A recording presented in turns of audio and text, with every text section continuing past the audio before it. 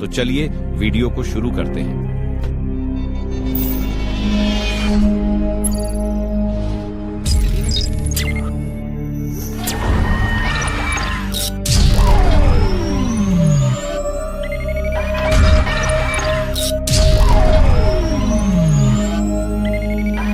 Hello दोस्तों, कभी ना कभी लोगों के मन में ये ख्याल आया होगा कि आखिर पानी पूरे पृथ्वी पर लिक्विड के रूप में क्यों है।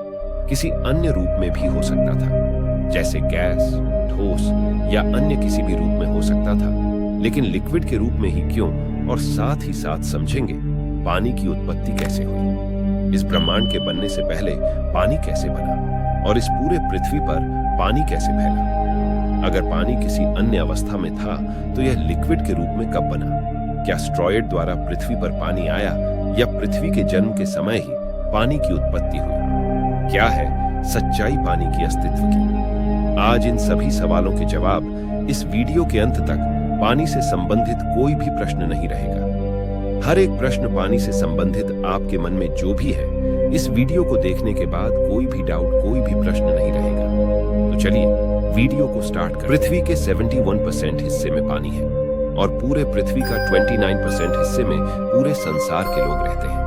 आखिर इतना पानी कहां से आया जो पूरे पृथ्वी को पानी से घेरे हुए है? ये इतना रहस्यमयी है कि पानी की उत्पत्ति और पृथ्वी पर पानी का होना आज भी साइंटिस्ट लोगों के लिए शोध का विषय बना हुआ है। पानी का अस्तित्व में आना या उसका निर्माण होना 100% कोई भी सिद्धांत ठोस साबित नहीं हुआ। चाहे ब्रह्मांड बनने के बाद पानी का अस्तित्व में आना या पृथ्वी पर पानी का उपस्थित होना, कोई भी सिद्धांत 100% ठोस साबित नहीं हुआ।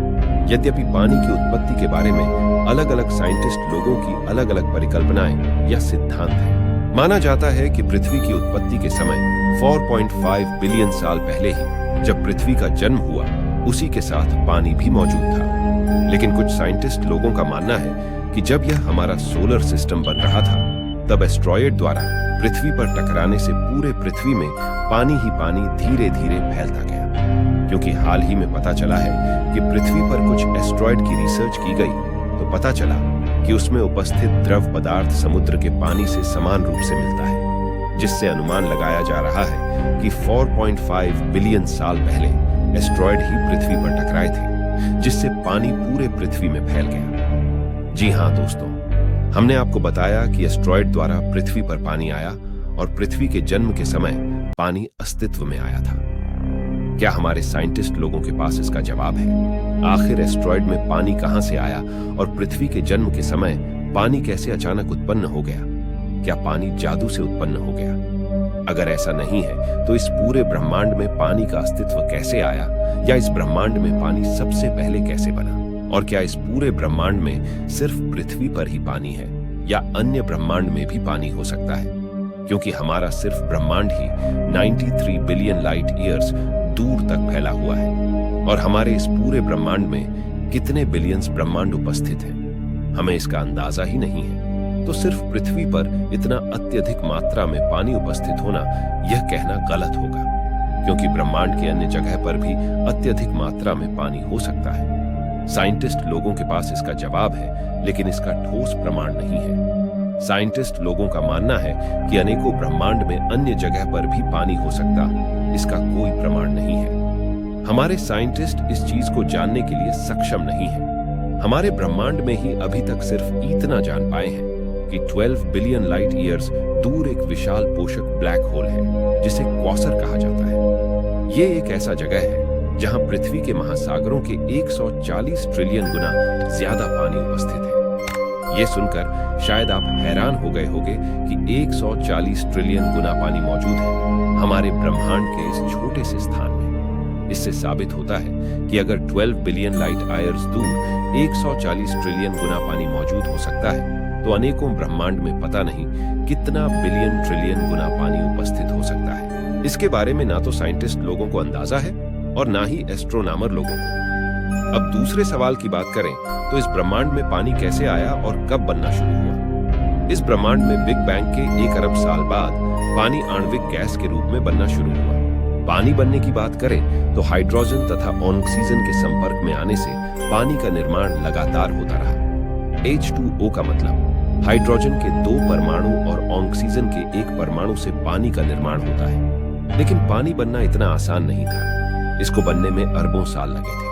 अब सवाल उठता होगा कि आखिर हाइड्रोजन और ऑक्सीजन कैसे ब्रह्मांड में आया होगा। आपको यह बता दें कि ब्रह्मांड की शुरुआत से ही हाइड्रोजन बहुत ही अधिक मात्रा में पाया जाता था। इसके बाद हीलियम भी बहुत ही अधिक मात्रा में भी पाया जाता था। लेकिन ऑक्सीजन इन दोनों तत्वों के बाद अस्तित्व में आया।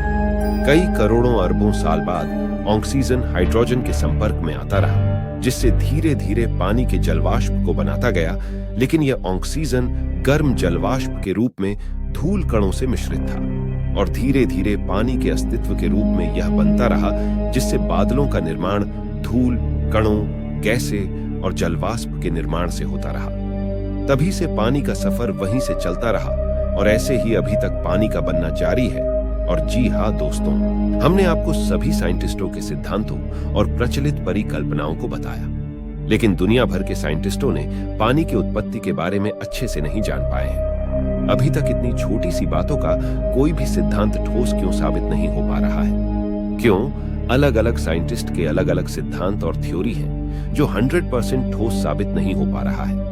क्या साइंटिस्ट लोग इतने योग्य नहीं जो पानी की उत्पत्ति के बारे में एक मत दे सके और ठोस सबूत के साथ साबित कर सके? हाँ, यह बात सत्य है कि पानी की उत्पत्ति के बारे में अलग अलग साइंटिस्ट के अलग अलग सिद्धांत व थ्योरी है। कोई भी सिद्धांत ठोस सबूत के साथ अभी तक नहीं साबित हो पाया है। लेकिन शायद फ्यूचर में हमारे साइंटिस्ट को ठोस सबूत के साथ एक सिद्धांत को इस दुनिया में ला सके, जो पूरी दुनिया के साइंटिस्ट उसी सिद्धांत व थ्योरी को एकमत के साथ मान सके। अब हम अपने अंतिम क्वेश्चन की तरफ बढ़ते हैं कि पानी लिक्विड के रूप में क्यों है? हमने आपको शुरू में बता दिया था कि पानी पहले लिक्विड के रूप में नहीं था। बिग बैंग थ्योरी के 1 बिलियन साल बाद पानी जलवाष्प के रूप में ऑक्सीजन, धूल के कण गर्म गैस के रूप में वितरित था। लेकिन धीरे धीरे यह परिवर्तित होता गया। अगर हम इस समय अपने धरती पर पानी को देखें तो यह लिक्विड या तरल के रूप में है, क्योंकि अगर हम पानी के आंतरिक संरचना के अणुओं को देखें तो अंतर आणविक आकर्षण बल द्वारा बंधे हुए होते हैं। इसको दूसरी भाषा में समझे तो जैसा हाइड्रोजन और ऑक्सीजन लड़का लड़की की तरफ आकर्षित होता है, वह हमेशा नेगेटिविटी की तरफ भागता है, उसी प्रकार से हाइड्रोजन प्लस चार्ज होने पर ऑक्सीजन के माइनस चार्ज होने पर ऑक्सीजन को अपनी तरफ बांधे रहता है। जैसा कि लड़का लड़की को अपनी तरफ बांधे रहता है, वह तब तक अलग नहीं होते जब तक कि दोनों को बल द्वारा हटाया ना जाए। उसी प्रकार से पानी को जब तक गर्म या ठंडे तापमान में ना किया जाए तब तक वह अपनी अवस्था नहीं खोते। जैसे कमरे के तापमान पर इन अणुओं को इतनी गर्मी नहीं मिल पाती कि इनके आणविक आकर्षण बल को तोड़ सके। इसीलिए सामान्य अवस्था में पानी लिक्विड के रूप में कंसीडर किया जाता है।